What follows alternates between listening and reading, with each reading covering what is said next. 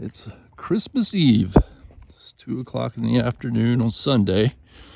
Tomorrow is Monday, December the 25th. And so that's Christmas, and we're just 3 days into winter now, which means we're actually getting to where the days will start to feel a little bit longer. December 21st was the winter solstice, which is the day with the least amount of sunlight in the northern hemisphere, and it pretty much doesn't change much for the month or so before and after the solstice. We still pretty much have about the same sunset time, but then it starts to get longer days, and here on eastern North Carolina, most of the time we only get a few weeks of really winter weather. Sometimes it can be more, but like today it's in the 50s and nice out and sunny out. And the main thing here is sometimes, of course, we get some storms. We get those northeast storms, and if they hit at the right time, it can be cold and it can snow a lot. But usually we have a lot of wind at certain times, and then we have sunny, cool days like this. They kind of back and forth between really strong, windy, stormy weather and sunny days like this. But not too often does it get real cold, like freezing cold. It gets really cold. The wind makes it feel really cold here. The Outer Banks has a very different kind of cold. It can be very cold here in terms of how it feels to your body because of when we get strong winds with a lot of moisture in the atmosphere. It really, that wind chill takes the heat away from your body very quickly, so it can be dangerous. But you kind of stay warm differently here. You wear clothes that block the wind as much as you need the insulation. It's keeping that wind from driving the heat off of your body. And we use that same principle for when we need to quick freeze things, like especially in the food industry. We'll put food like in a freezer and then run a high speed fan by it. Look at that little dog. Merry Christmas. How are you? Hey, buddy. And that's a cute little dog. And so anyhow, I'm just rambling about, but you wonder what it was like when Jesus was born.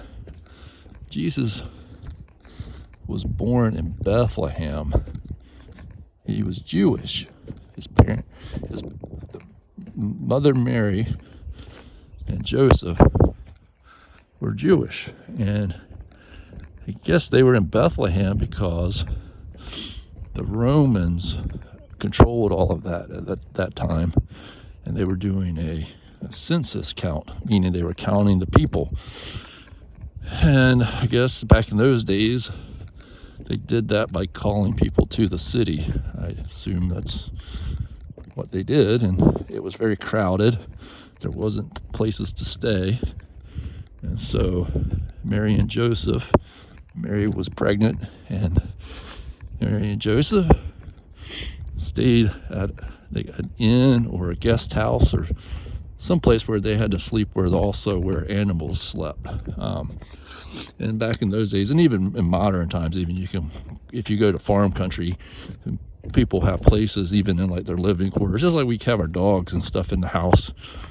It may have been a situation where it could have been a barn where the animals stayed all the time, but it could have also been a place in the house where the animals came in on cold nights and stuff, which is very common.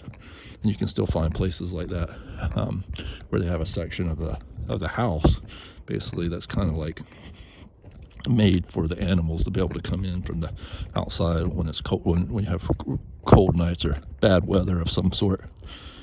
And anyhow, there was a manger or something like that's like where the hay is kept for the animals to eat out of. And I guess it was nice. Of course, they probably had nice clean hay in there, I hope, straw. And Mary had baby Jesus, and she put him in the manger as like a cradle. And the wise man had followed the star to find that they followed the star. They knew that Jesus was going to be born, and it was prophesied early in the Bible and throughout the Bible.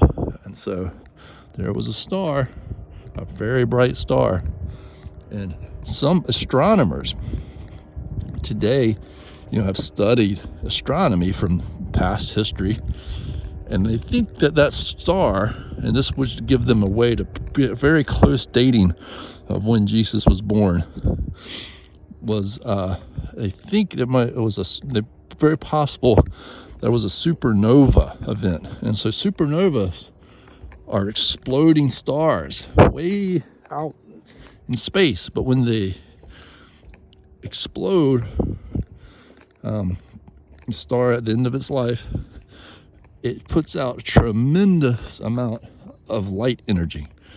It's super bright, and that light can make something that was a star that you couldn't even really see or barely see at one point become super bright, and it can be very, very bright, and it lasts for only a short period of time, and they're very special events, and there hasn't been any major ones in recent times. I think there might have been one. It's like the 16 or 1700s or something like that, which I mean is recent in some ways, recent, but not in our lifetimes, and recent enough. But I don't remember 15, 16, 17. I think there was one, maybe further back than that, but they're not that common. And when they happen, people document them very well. They see them, from all over the world, and it's very obvious. And so that's one of the theories that's, I think I'd like to read about that a little bit more, but I think it's quite accepted that there was a supernova around that period of time, and it was recorded in Europe and other places all around the world, not just Europe, but everywhere people looked at the sky. And when that supernova occurred at the time of Jesus's birth, and the wise men followed the star, and they found Jesus, and the three wise men brought the gifts of, what was it, frankincense, myrrh, I can't remember, was it the other one? Yeah. Point being is that was a revolution in the making of Jesus's teaching. Would eventually start as he became older, and when he was little, he must have gone to school like all his other friends, and then at some point he was a carpenter, and then at some point he had a message to give to the world that we needed to be kinder to one another, fight less with one another, that we were all God's people, not just one group of people was God's people, but we were all God's people, and on and on. And you can study more about philosophy and those sorts of things, but it was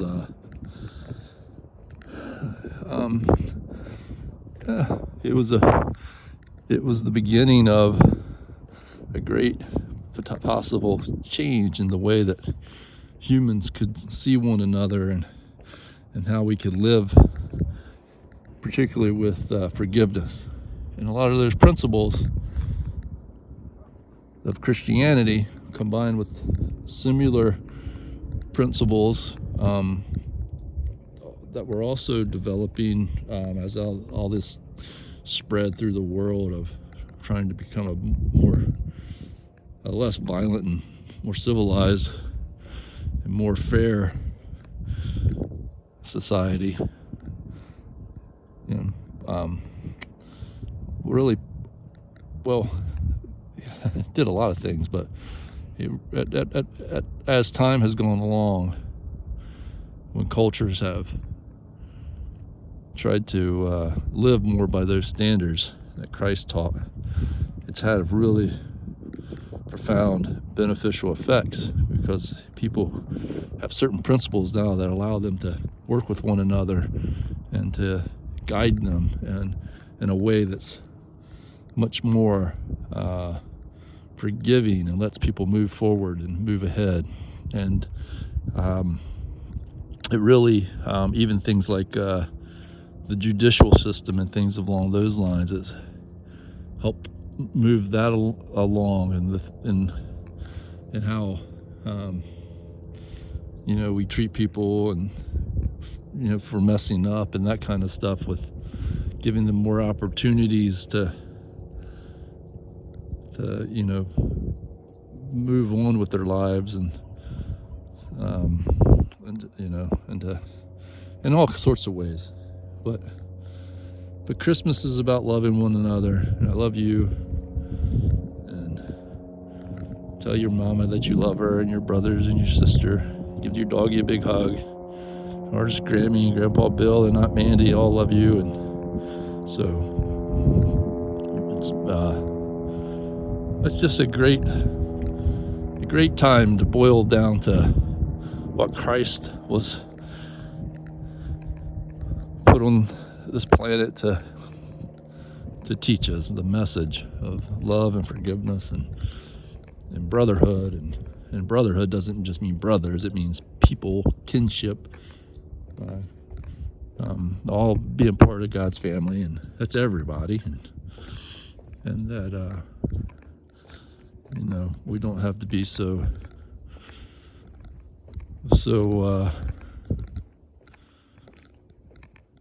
harsh and violent with one another and those sorts of things. We still do it, and we still do not live by those standards. We have a lot that we could improve on as humans could, but that's the message, and it's better to at least have the message and the ideals that we know that we're supposed to be living up to not have them at all, even though we fail all the time, which is part of it. Jesus was not oblivious to the idea that humans were failing all the time. That is quite precisely why he needed to give his message. You got to be able to ask Jesus for forgiveness. You need to be able to forgive other people, and you need to be able to forgive yourself. But you also need to do it with intentions to keep improving as well. So Christmas, and Christ meant teacher. Jesus was his name. Christ was his title. A title like we say a professor or a doctor or something along those lines. Christ was a teacher, and so that's Christmas. And the MAS on Christmas is related to the word mass.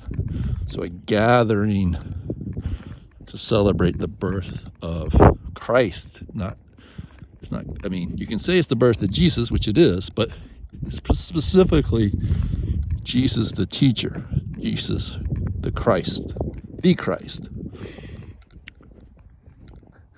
I love you. Merry Christmas.